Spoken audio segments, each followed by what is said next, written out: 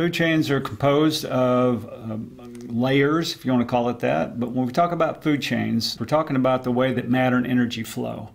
And this is an important concept because of the fact that knowing the directional flow of matter and energy gives us a lot of information for research and for study.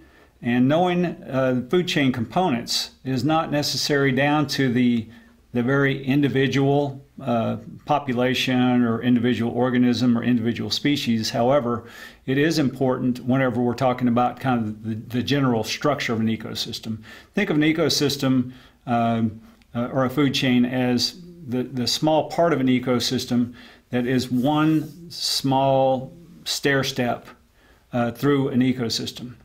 And so you look at an entire ecosystem itself, there may be multiple food chains within an ecosystem, but if you look closer, you will see that you can pick out individual ecosystems. For instance, you have an oak tree. Oak tree has leaves. Oak tree has roots. An oak tree may give off acorns. There may be a multitude of primary consumers that feed on that oak tree. And then there may be a multitude of secondary consumers that feed on those primary consumers. And so when we start to talk about one individual food chain within that, we have to look much closer to look at what that food chain might look like or where that energy and matter may flow. So we're going to go to the board and we're going to look at what an actual food chain might resemble. Okay, so if we use an oak tree as an example, I'm just going to draw a little soil line here and just a rough draft of an oak tree. Let's say that we have acorns falling off the oak tree. The acorn itself represents matter and energy. And remember that matter came from the soil. The energy came from sunlight. So if something was to feed on an acorn, for in this case, let's say it was the deer, okay, the matter and energy flow from the acorn is going to go to the deer. Now, if something was to come along and eat the deer, let's say in this case a wolf, then the matter and energy would flow to the wolf.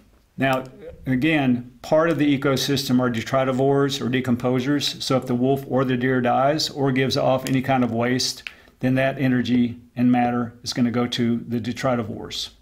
So when we look at this graphically, I mean, this is the picture that we'd see like in a forest, is that we would see, you know, the matter and energy coming through the oak tree to the deer, to the wolf, and eventually to the detritivores. We can also do this in kind of I don't know, a mathematical model, I don't know, a diagram form, and then we could just do it like this. Deer, wolf. If we want to put the decomposers out to the side, really any of this could go to the decomposers as well. One of the very important things to note about food chains, if you're trying to represent one, like I'm trying to do here, is that you want to make sure that the arrows point the correct direction. The arrows on a food chain indicate the direction of matter and energy flow. And if we go back to the board and look at our oak tree, the oak tree matter and energy is pointing towards the deer, and that indicates to anyone looking at this diagram that the matter and energy goes to the deer from the oak tree. And from the deer, the matter and energy would go to the wolf, and that would be the arrow pointing towards the wolf. It's very important that you indicate that if you're asked to do that on an AP Environmental Science test or any exam, because that tells the scientist that you know that the matter and energy flow is going a certain direction.